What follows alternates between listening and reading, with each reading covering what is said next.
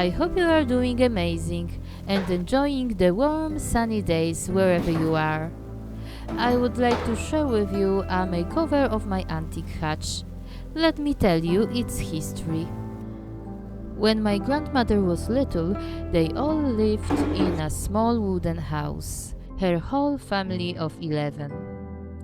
The house was probably built in the 20s by my great-grandfather. It didn't have electricity and their water came from the well. My aunt lived there for her entire life and she was the only one who stayed in the house.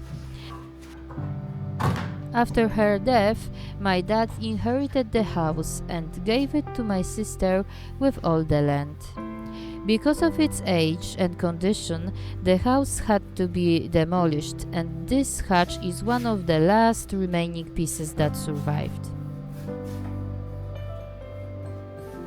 It's a great example of the traditional craftsmanship of this region, and it was definitely built by a carpenter. The drawers are uneven and all the decorative elements were carved by hand. Around the 90s, practically everything in the house was painted with this brown paint, and since it was already done, I decided to paint it again. I know some of you probably think it would be better to restore it to the original wood finish, but this paint is really hard to remove, and believe me, I tried. And given that the hutch is in a bad shape, I didn't want to use a chemical stripper to remove it. To accent the edge of the hutch, I decided to distress it with sandpaper.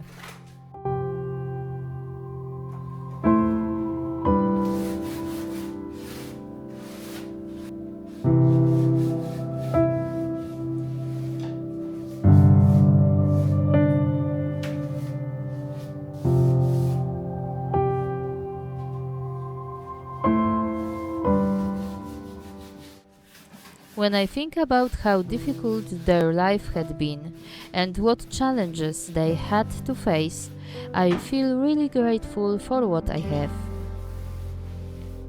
Sometimes we forget how much the times have changed. Scrolling through social media, watching shiny cars and perfect houses, you can forget that life isn't always perfect and your home isn't always clean and perfectly styled. We tend to chase these beautiful shiny objects and miss what is truly valuable.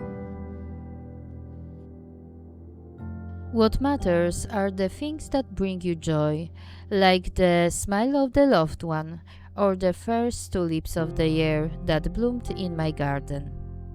Amazing smell of hyacinths that can fill the whole room in seconds.